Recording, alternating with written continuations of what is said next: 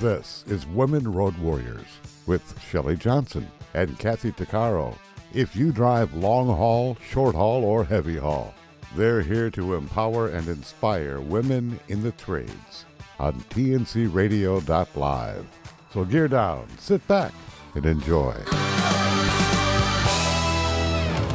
Welcome to Women Road Warriors with Shelley Johnson and Kaycie Grigel. We're a show that works to inspire and empower women in trucking, in the trades, and everywhere. We tackle all kinds of topics and work to encourage women to be their very best with informative guests and women who are champions. I'm Shelley, and I'm Kaycie. Hormones are a huge issue for women. Our bodies are regulated by them, and this even applies to men. Women, though, have more issues with hormones, so when they go out of balance, they can really throw us off.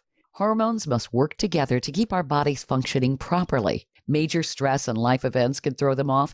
A high-stress lifestyle can seriously throw off hormones. Today, we have a hormone expert and naturopathic doctor. Dr. Kaycie Grigel helps her patients restore their thyroid, adrenal, and reproductive hormones with holistic hormone support. We're looking forward to her insights so we can help women get themselves back into balance. Welcome, Dr. Kaycie. Pardon the pun, but I'd say you're just what the doctor ordered for our listeners. Thank you so much for being on the show. Oh, thanks for having me. I'm very excited to be here. So it seems like women are quite often pigeonholed. I know the medical community for so many years kind of modeled it after the man's body, which makes no sense at all. When women have had hormone issues, they haven't been taken as seriously as they should be. And so often the medical community has used the word hysterical to describe women, which is actually a Greek origin, the word hyster, which describes the uterus, but something that shows a mental breakdown or some sort of insufficiency that pertains to women. And it's influenced how women have been treated by the medical community and how they've been cared for. Women get a bad rap when it comes to hormones, you know? Well, that's a really interesting point because our conventional medical community has some really amazing tools. I'm a breast cancer survivor. I am 100% in favor of helping ourselves any way we can. And, in my therapy, I did it all. I did surgery, I did chemotherapy, I did radiation. But where the conventional medical community really doesn't have a lot of tools is where we're looking at subtle things that happen over the long term and the ability to support our individual organ systems naturally and sustainably. Just in the way of being able to help to restore function over time. So that's where we have some amazing natural tools for helping to support all of our hormone or endocrine organ systems. So do you think there's an actual disconnect in the medical community on working with women? I know that when I've gone to doctors, some of them can be really good and some of them are just, I feel like I'm being pigeonholed into a baseline and it just doesn't fit. And they don't always listen. Sure. Yeah. So, basically what we have with our, with the way that we practice medicine in this country is it's very disease-based. And so when we look at people, in the Western model, we tend to see people as either sick or healthy, and there's no spectrum. And so when we can really look at health as a spectrum, our hormones are very, very, they're very, very subtle, and they're very, difficult to, sort of say this is sick or this is healthy. There are some very specific situations where our hormones can be, wildly out of balance. And that's a very specific kind of situation. But for most of us, as we go through our life, because our hormones are so, they're so sensitive to our environment and they're so sensitive to the ways that, we care for ourselves. And they have to be, because they have to be reacting to keep our body in balance relative to our environment. But our conventional medical community doesn't have a ton of tools. It's really what's in your toolbox. And if it's hard when you don't have a tool in your toolbox to fix something, to be able to really address it. And so that's really where I'm coming from, is we have a lot of really good tools in our toolbox for helping hormones to be at their best. Sorry, I didn't know that hormones reacted to your environment. I had no idea. Or the way that you treat your body and its environment. I didn't really realize that. I guess they go hand in hand until just now. And now that you said it, I started thinking, because I mean, I'm turning 53 here in a few months, and I've noticed there's a big change in everything that's happening to my body. And that makes sense. That makes a lot of sense. Thank you for saying that. Yeah, I mean, absolutely. And yes, you are right in the thick of it at 53. Absolutely. So, what's very interesting is that our thyroid and our adrenal glands and our reproductive hormones, our estrogen and progesterone, they're all connected. They're all controlled by our brain. So our brain, ultimately, we have a gland that's in the middle of our brain that's called our hypothalamus. And our hypothalamus makes the signals that tells all of those different hormone producing organs to do their job. And so all of those hormones are super interconnected. And what I often see is that as women get into their late 30s and 40s and even 50s, that if one hormone, like thyroid, for instance, if that hormone is starting to get out of balance, we might see the other hormones get out of balance at the same time. Yeah, like my thyroid died 5 years ago, and I'm on Synthroid, and it keeps going up and up, and I'm up to 125 mcgs that I take every day. But man, like I don't know. We're gonna talk after this. I feel like I'm way out of whack. Yeah. And so just going back to that environment and that environmental control, our brains, so because our brains are in charge of our hormones, they really are, our hormones are very, very sensitive to our environment. They change, according to light and dark exposure, our sleep and wake cycles. Stress can play a huge role. Even hot and cold exposure, for instance, with the hypothyroid, if you go outside and exercise in the cold weather, that boosts up thyroid production. So even hot and cold, plays a big role. I didn't know that. I didn't either. Wow. All sorts of things play an interesting role. And one of the things that's really interesting, just like this is sort of an aside, one of the things that's really interesting is that a lot of our neurotransmitter production, and our neurotransmitters are the chemicals in our brains that tell us how we think and how we move and how we, react to situations.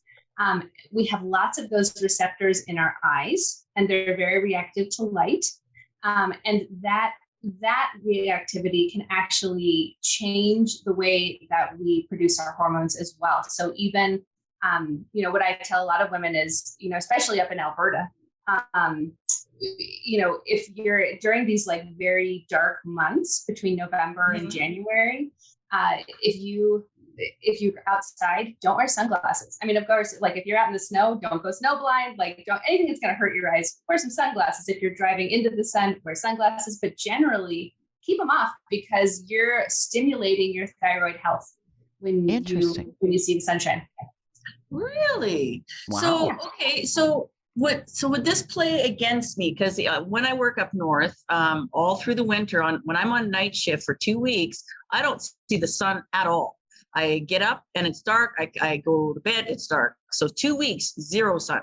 Do you think that has affect anything? And night shift, and because I know the doctor did say that night shift does affect women that are in their 50s more than it does anybody else. Absolutely. Yeah. So if you're doing night shift, if you're driving at night, and you're not getting a lot of sun, just like natural sun. I mean, vitamin D production obviously is very important and plays a role in hormone regulation.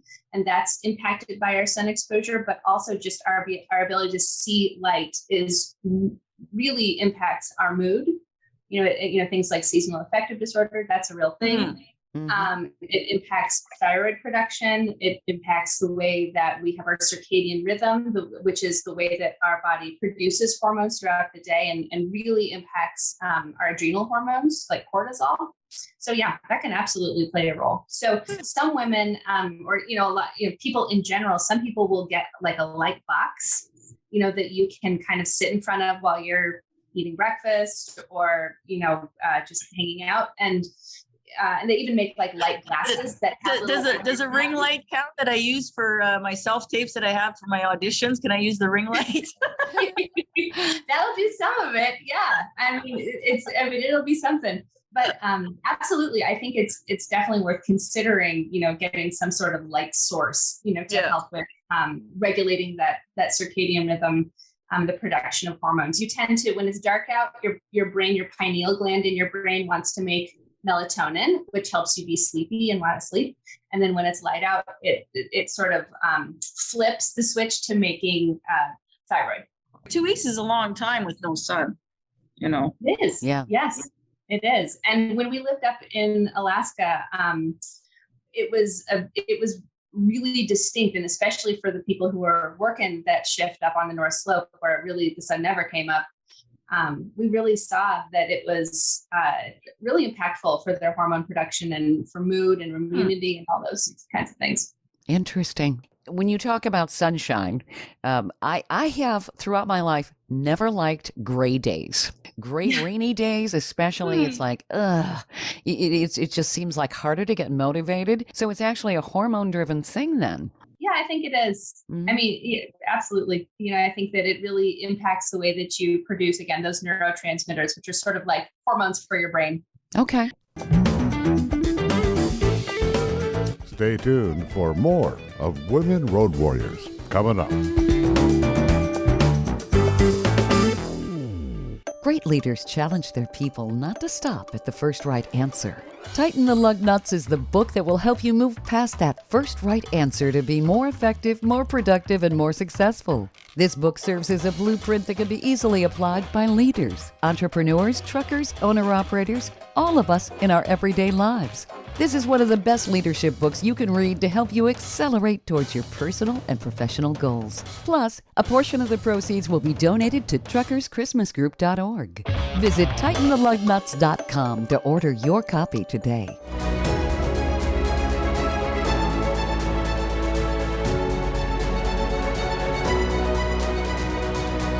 Kaycie Grigel is nothing short of amazing. She not only drives the world's biggest truck as a heavy equipment operator in northern Alberta, Canada. She's an international motivational speaker and the author of Dream Big, an autobiography about overcoming a lifetime of trauma and abuse that led to dreams of success. Kaycie inspires people the world over to change their lives and improve their self-worth. Her book will change your life. She's passionate about personal growth and believes anyone can change their circumstances and overcome their obstacles if they believe in themselves. Her life will amaze you and seriously inspire you. Be sure to order a copy of her book, Dream Big, on Amazon.com.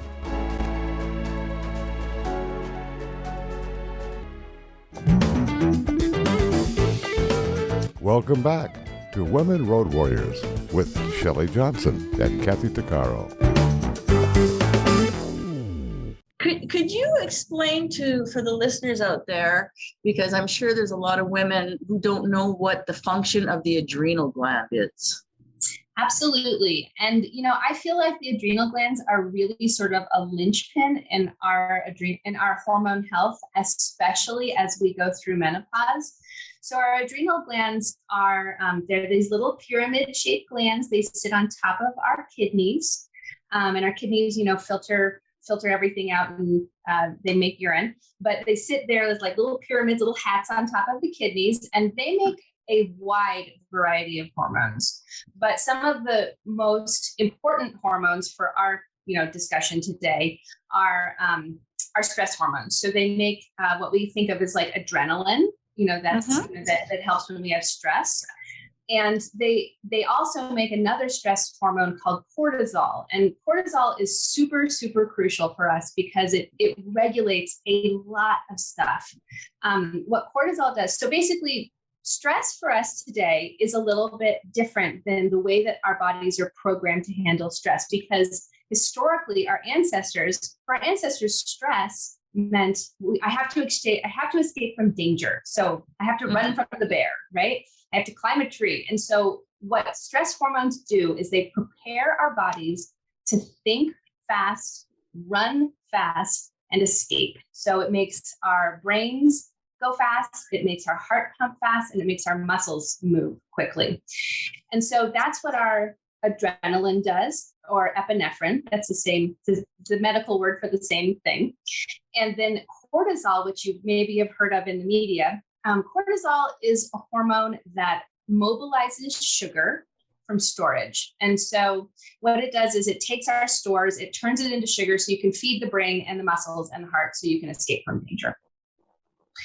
And cortisol is produced, like we talked about, in that circadian rhythm, where we have a lot of it first thing in the morning when we wake up, and it goes really low at night while we're supposed to be sleeping. So cortisol is really, really associated with how awake we feel. So does it happen often that the adrenal glands kind of get out of whack as you age, or what? Because I know I've seen in the pharmacy adrenal supplements, right? And I've never really paid attention to it because I don't need to. And so I just kind of walk by, but I was curious about that. Absolutely. So there's some really important things about the connection between adrenal health and cortisol and the rest of our hormones. So one of the things that's really important is that our adrenals function, because they're so tuned to how much stress that we feel. The stress response is sort of all governed by our adrenals. And if we have a ton of stress over time, what happens is our adrenals become like trigger happy. Like the smallest amount of stress. And I hear this from my patients a lot, that they'll say, I just don't tolerate stress anymore. Like my husband comes in and says something to me and I fly off the handle, or my kids do something and I get so upset, and that's not me. And so as we have lots of stress over time, what can happen is that our adrenals start producing those hormones really easily. And then, and so what we end up having is what we call something like adrenal fatigue.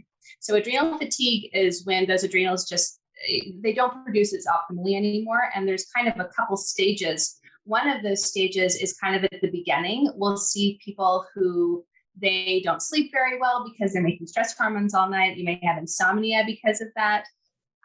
You may have weight gain because of it, because cortisol is mobilizing sugar. And then guess what happens? If we mobilize sugar and then we don't go running through the trees, we just keep sitting wherever we're sitting, that sugar doesn't get used. It comes back to our liver, and our liver turns it into triglycerides. And then guess what?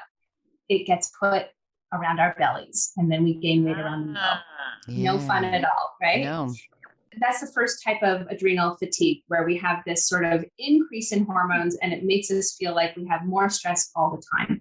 And then what happens? What I'm going through right now, my God, all of a sudden I have I'm up, insomnia, and I've never had that problem. My God. Yeah. Well, and as your reproductive hormones change, and as your thyroid changes, all of those can potentially, they can also potentially play a role in insomnia. They can all make it so you don't sleep well. But cortisol is kind of a first thing.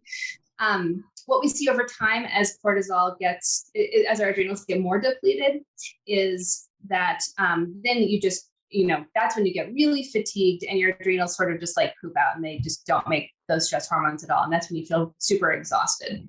Dr. Kaycie, is there a way that we can take control of our bodies?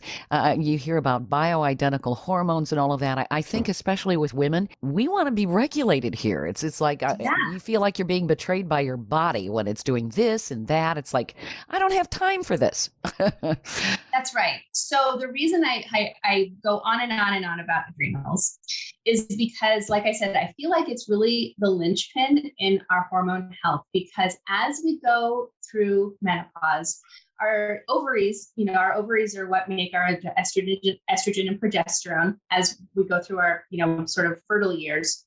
But as we go through menopause, they shut down, they stop. And the production of estrogen and progesterone, guess where that job goes? Our adrenal glands. Okay. So if our adrenal glands are already super tired from a life of high stress, menopause is really hard. People really struggle through menopause. And so a lot of what a lot of the things that we can do to kind of take control, first of all, is, we can really work on the way that our minds interpret our environment. So, ultimately it's about your mind feeling safe and in control of your world. And that can take a lot of self-reflection. It can take a lot of reorganizing of how your life works. But the more we can feel, because we're supposed to have stress, stress helps us grow. But if our life is overwhelmed by stress, Kathy, I know you do a lot of work with people in super high stress situations, and it can be very hard to get out of a very stressful life situation. But the more we can really tend to ourselves and practice self-love. Like hit the beach when I'm here in California. That works. That's right. Yeah. Hit the beach. I mean, and so when I teach, I teach a women's health transformation masterclass, and I really like to start with what I call the foundations of hormone health. And those foundations, I like to think of it as a three-legged stool. And the legs, there's three legs, and they're nourishment. So, what you put in your body. Their rest, so how you actually, take time off from life's duties. And there's movement. So movement and exercise is really critical. Those are the three legs. And then the top of that stool that ultimately everything rests upon is mental health. Because the way that we can manage our stress and the way that we can, if we feel powerful and in control of our lives, we're doing what we love, we're doing what makes us feel full of joy. And, if we can find that place in our life, that's what all of those other pieces are feeding. So ultimately our hormones can be in control. Interesting. Yeah, I think that women especially, they're frustrated. I mean, one thing that's always I've found confusing, as a child, you don't have any of this stuff going on. Then all of a sudden you go into adolescence or prepubescence or whatever, and the world goes out of control and it just stays that way. Why does the body do that to a female body? It's like, well, that's a great question. So this is the thing. And I really like to frame all of this in a way that we can really look at our hormones as gifts, and superpowers, even bigger than a gift, as a superpower, because this is the thing. We have the ability to make new people and feed them. Okay. That's amazing. It really is. And we really need to honor that we have that gift in our life. Right. However, turns out that's a lot of work, and it's a lot for a body to do. So in order for that body to be able to really make this amazing miracle happen, we have to have this extra sensitivity to the world around us, and extra sensitivity to our internal landscape as well. And so that's why our hormones can make us kind of crazy, because if we live in a way that's out of balance, and that's where we differ from men. Men are kind of similar throughout their lives, but women's bodies have to be super dynamic. And that's our gift, is that ability to shift. Mm-hmm. So, but if we're living in a way that's out of balance, our body's like, nope, you're gonna feel crappy, and I'm gonna tell you. Oh yeah, you can feel like a lot of women have premenstrual syndrome. They start feeling really irritable, and then all of a sudden, then you've got the menstrual cycle, and it's like, oh my goodness, I'm in so much pain. This is not handy. And then they feel better for maybe a week or two, and then it's let's do it again. That's right. That's right. And, so yes, it is great that we can reproduce people, but it's also, it can also feel like a burden. And hopefully, we can, as women, I think that, just really feel empowered around, what our bodies are able to do. But also, if things don't feel right, know that you have options, and you have things that you can do as a strategy to help manage, whether you're having super heavy cycles, or whether you're having lots of cramps, or whether you're having terrible, what they call premenstrual dysphoric disorder, AKA you're super crabby before your period, or if you're having terrible menopausal symptoms, all of these things are manageable and we have good tools. So I want you to, beyond just sort of like reframing the way we think about hormones, I also want you to know that there are tools that we can use that can really help things to be more in balance. Stay tuned for more of Women Road Warriors coming up. Industry movement Trucking Moves America Forward is telling the story of the industry. Our safety champions, the women of trucking, independent contractors, the next generation of truckers, and more. Help us promote the best of our industry. Share your story and what you love about trucking. Share images of a moment you're proud of. And join us on social media. Learn more at truckingmovesamerica.com.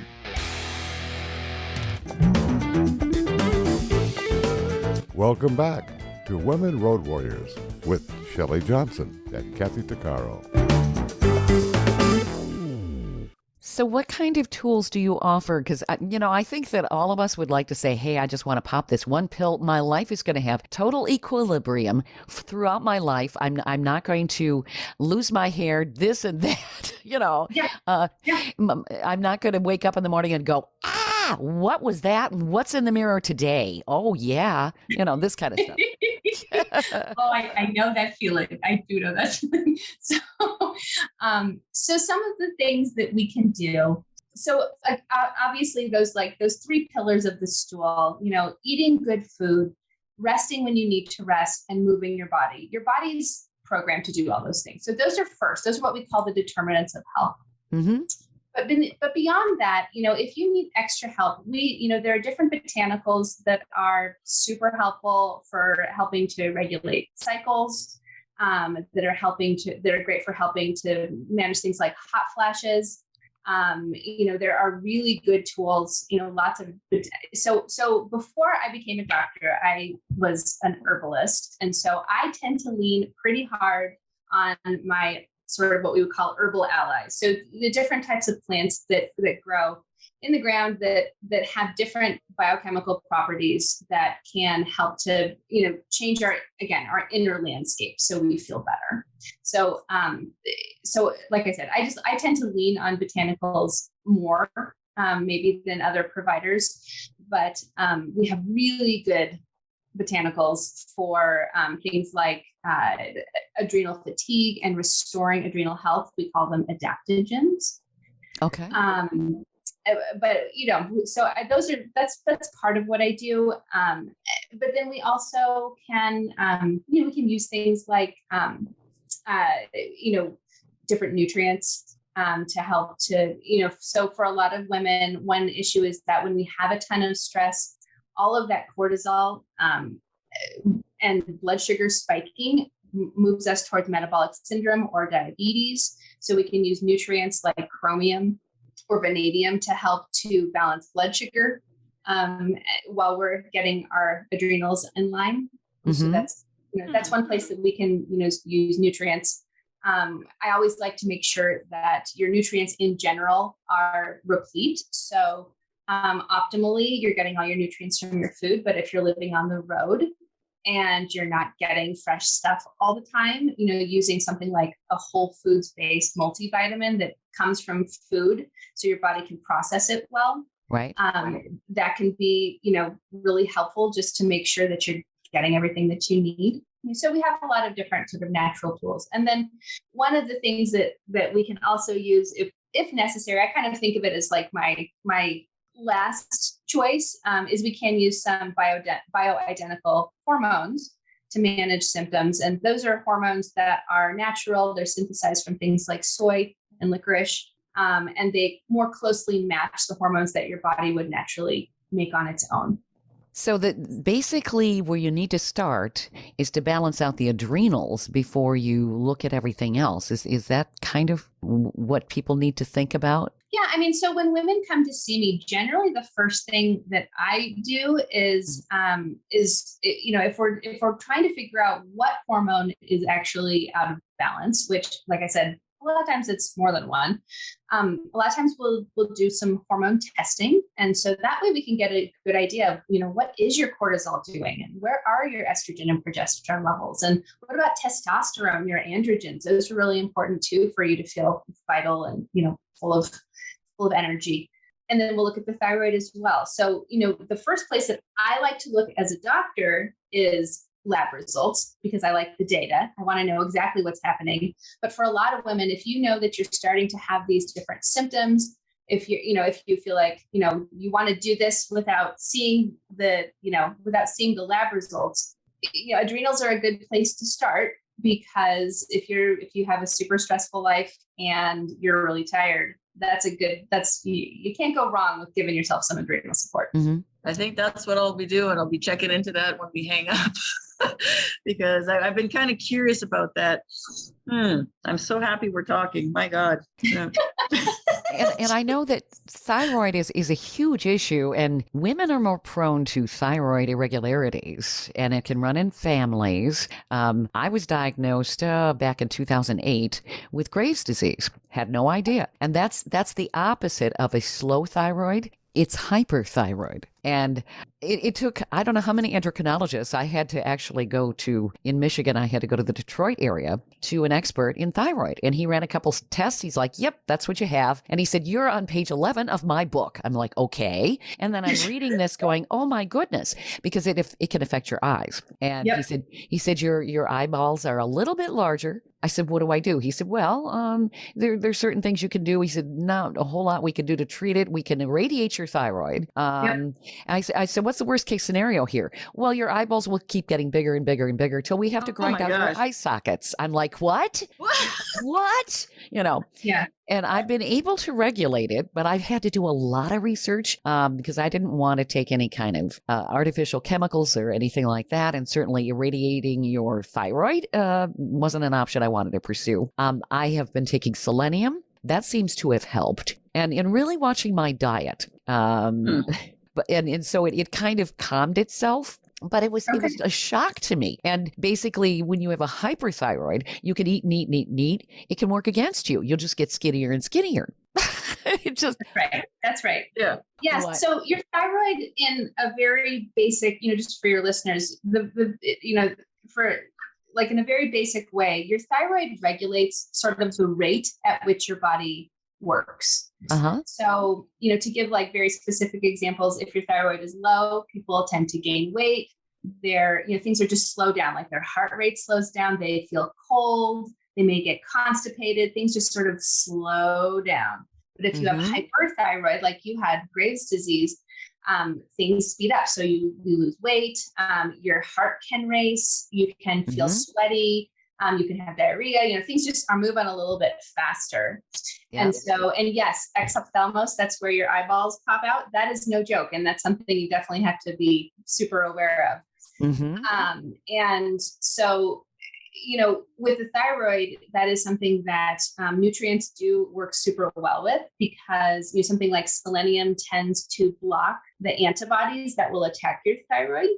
Mm-hmm. So that you're doing that, and that can be super helpful. Things like tyrosine is an amino acid, and that is a building block for thyroid hormone. And so people can use that. Things like iodine, because that's also one of the primary things that your thyroid hormone is made out of. That can be helpful. But I do want to just mention to your listeners, because I do have a lot of patients who will come in and either they've seen on the internet or someone has recommended to them to take high dose iodine. And I really, that's something that I see a lot, and it's been kind of popular in the natural medicine community for a long time. Yeah. But high dose iodine is very unpredictable, and it can make your thyroid go way high or way low, and you kind of don't know what it's going to do. So I tend to just, take the amount, the RDA amount of iodine. Sure. The endocrinologist that had finally diagnosed me told me to stay completely away from iodine, because it would be toxic to me because of the Graves and so forth. So That's right. I use sea salt, and I stay completely away from any kind of iodine. If I were to have surgery, I have to avoid like a betadine solution, any of that, any kind of contrast agent. If I were to have any kind of testing done, it can't be iodine based. So that's right. That doesn't seem to be the case, though, with people with hypothyroidism. That's right. Sometimes people, hypothyroid is far more common in the world than hyperthyroid. Mm-hmm. Hypothyroidism is it's very common in certain places where there's not a lot of iodine in the diet, and so if you've ever heard of a goiter, that's when you don't get enough dietary iodine, and so people can. My grandmother on my dad's side had goiter. Okay. Uh-huh. Yeah, and that's why they started iodizing all our salt, is because goiter was so common in previous generations. Mm-hmm. So iodine can be it's really important, and it's absolutely critical. But if you have hyperthyroid, then you do want to take your time to stay away from it. Mm-hmm. Is there? I know there's not a one size fits all, but is there a way that women can take control of their bodies? Because it really does feel like we're out of control. As soon as we become adolescents, our body betrays us in some way. How do we bring it back into balance and look and feel the way we want? Well, that's such a great question. And that's actually my favorite part of my practice, is when I get to work with women who are able to discover things about themselves that they know that when they do X, I'm going to feel like Y. And I know that if I do something else, then I'm going to feel better. Does that make sense? Mm-hmm. So a great place to start with that is your diet, because the things that you eat it's very concrete. It's very easy to see. And so with a lot of women, I'll do food sensitivity testing to see if there's anything that's actually that they are eating that is causing some reactivity in their body. And often, when we see people, so there's allergies, which, sort of like, people eat shellfish or they eat peanuts and they blow up right away. That's one type of allergy. But there's a type of sensitivity that's delayed that a lot of people will have towards different types of foods, that when they eat them, they may have symptoms that don't come up for several hours or even a couple of days. And so this is something you can do on your own. You do not have to test. Sometimes testing makes a little clearer as to what you do with food eliminations and reintroductions. But for some people, what we'll see is that when you eat certain foods, it can cause symptoms. So that can cause mental problems. It can cause agitation or anxiety or depression. Certain foods can. Like gluten. Absolutely. And for people who are, who have any sort of autoimmune thyroid issue, gluten is a great one to keep out because it tends to really aggravate that issue. And, there are other food things like, I think for me, the top few that I see are gluten and dairy and eggs. And sometimes I'll see soy as a problem for people. But, doing some basic testing where you'll say, okay, I'm going to take this out of my diet for 2 weeks. I'm going to see how I feel. And then you add it back and you see how you feel. And that can really, the types of things, I also see physical manifestations, things like rashes and joint pain and asthma, different skin manifestations. And it can really play a big role in helping you start to feel like you're in control of things. Like, oh, if I stop, drinking wine for 3 weeks, my sleep gets better, my hot flushes get better, and my energy gets better. Mm-hmm. And so doing these different experiments, I like to think of them as experiments because you don't have to think that you have to do it forever. You take something out of your life, you put it back, you see how you felt without it and how you feel with it again. And that can be very empowering. So that's one way that we can really take, power is, a diet is, changing things in your diet, changing our habits can make a big difference.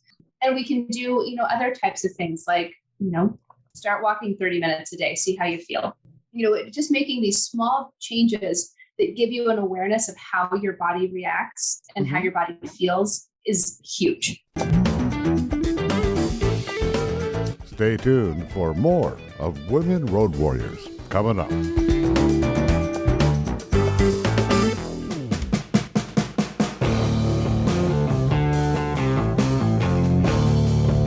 TNCRadio.live is proud to carry the Steve Summers Overnight Drive Show. TNCRadio.live is dedicated to commercial drivers. We offer the news, traffic, and weather you need, and the entertainment, sports, talk, music, and celebrity interviews you want to hear 24/7. We have original shows and trucker podcasts that feature some of your favorites, like Ice Road Alex Demagorsky and America's Truckin' Sweetheart Marcia Campbell. TNCRadio.live is convenient and designed for professional drivers. The best part is we're free, and you can listen anywhere you are on the road. With just one tap, you can tune into Steve Summers and us right on your phone. Simply download our app by going to app.tncradio.live. That's app.tncradio.live. Welcome back to Women Road Warriors with Shelley Johnson and Kaycie Grigel. What about sugar? Tell us how does that affect hormones, or does it?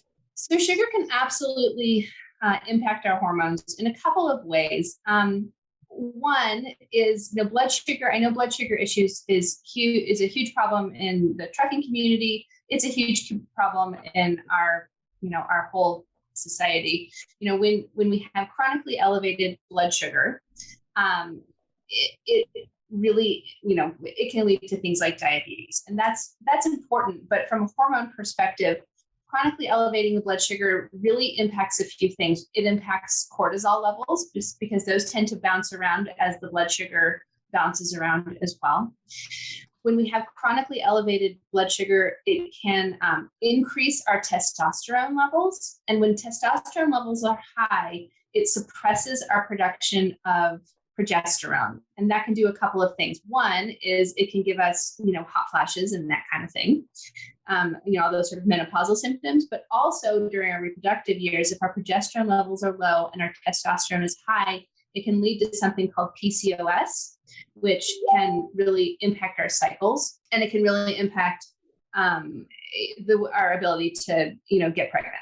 So those are some of the ways. And then just sort of like on a basic level, on a day-to-day level, if you eat a bunch of sugar or drink a bunch of wine, tends to be the worst, but any alcohol, in the evening, that tends to be the two biggest triggers for hot flashes. Interesting. So I'm assuming people, it's a good idea to quit drinking pop or soda, I guess, as you guys say in the States. Yeah, that's right. Pop is a Canadian or thing. Soda. There are a lot of good reasons to not drink pop or soda. One of them is the sugar, for sure. And then the other is that a lot of them have phosphoric acid in them. That's how they make the bubbles. And that is very hard on your bones. So I know that we all know really? Osteoporosis as, later in life. And that phosphoric acid can really be troublesome with, causing bone loss. I did not know that. And thank you. Calcium is important throughout a woman's life. Am I correct? I mean, when you think about it, if a woman has a child, she faces calcium depletion during the pregnancy and everything else. How does a woman protect against osteopenia, osteoporosis, all of that? Absolutely. So estrogen is a big factor in bone health. Mm-hmm. So because estrogen actually helps to replace that healthy bone. So once we go through menopause, we need more calcium, but it's not just about calcium. It needs to be a balance. So calcium is important, but also magnesium to balance the calcium is important. And then we also have some of the micronutrients, things like boron, again, vanadium, that can be really, really, vitamin K, those are all, and vitamin D, those are all really important for bone health. Mm-hmm. And so, postmenopausally, I do, and especially for women like me who are young breast cancer survivors who got to go through menopause real early, it is extra important because a lot of women who are taking things like tamoxifen or other estrogen blockers, tamoxifen does not impact bone health, but if you're taking some of the other estrogen blockers that can really impact bone health. So the nutrition is really important. And then the other piece postmenopausally is weight bearing exercise. So the more pressure we put on our bones, the more our bones say, oh, we need to replace ourselves. And so if you're seated all day long, once you are up, it's important that you if you can take a jog, if you can take a walk, if you can, do some weightlifting, anything that's weight bearing, that's exercise, is going to really yield huge rewards for your bones over time. There's so many things that go into how the body reacts to things. It's so interesting, and I'm not sure we can unpack this all in an hour. But oh wow! I mean, you've really come up with some information here I had not heard about, and this is terrific. Do you work with people remotely? Can they call you up or reach out to your website and say, "Hey"? Sure. Yeah. So I do have a website. It's goldenholisticmedicine.com, and I love working with women and helping their get their hormones back into balance. And we can do that as, I can be your doctor, but I also teach courses, and you can take my classes through my website.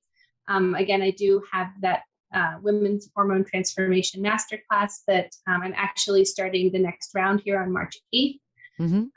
Because I just want everyone to, know all these things that they can do to care for themselves for the long term. Oh, it's super important.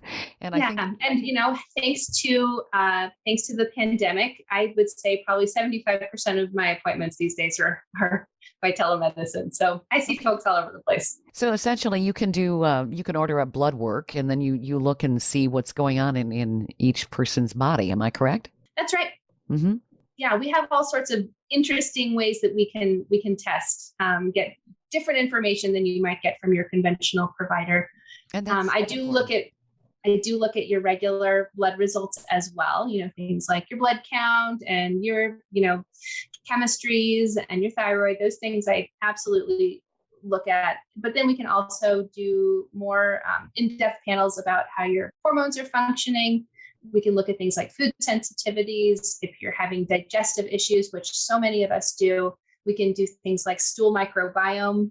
So we know what's actually living in there. So if you want to take something like a probiotic, you know which one to take. Oh, cool. So we've got all sorts of really interesting ways that we can dig into your personal balance. This is really, really cool, because I think a lot of women feel like they're off kilter. They feel like the Leaning Tower of Pisa, and they just want to be brought to center because they're afraid they're going to fall one way or the other. It's like, what is happening to my body at any given time with the hormonal shifts and everything? Yeah, I mean, and as women, we balance so much. We have, I run a business. I have 2 daughters. We all have so much going on, and we're responsible for so many parts of our lives. And even when they're all parts of our lives that are so beautiful and so important, and we feel so good tending to them, it's still a lot to do. Oh yeah, absolutely. So if we, and the other part of that is because we're tending so many things, we tend to get tended last. Yeah. Yep. Yep. And the thing is, when you get tended last, we don't hold up. If you don't tend to your equipment, it breaks down. And we have to tend to our own selves so we can continue to take care of everything around us. Sure. Where do people find you, Dr. Kaycie? So my website is goldenholisticmedicine.com. And you are welcome to take a look there, and you're always welcome to send me an email.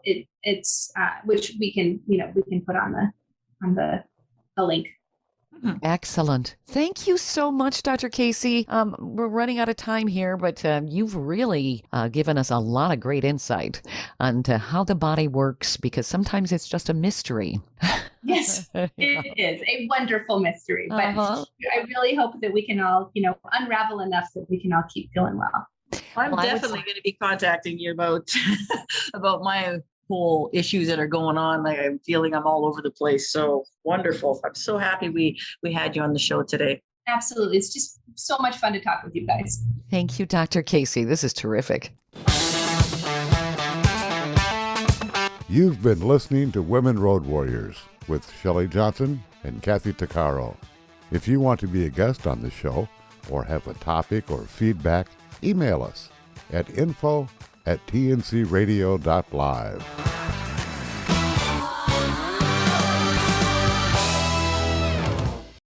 Thank you for listening to another great interview on tncradio.live. All of the material you hear on tncradio.live on our website, our broadcasts, or our podcasts are copyrighted. There can be no distribution without the express consent of tncradio.live and its partners.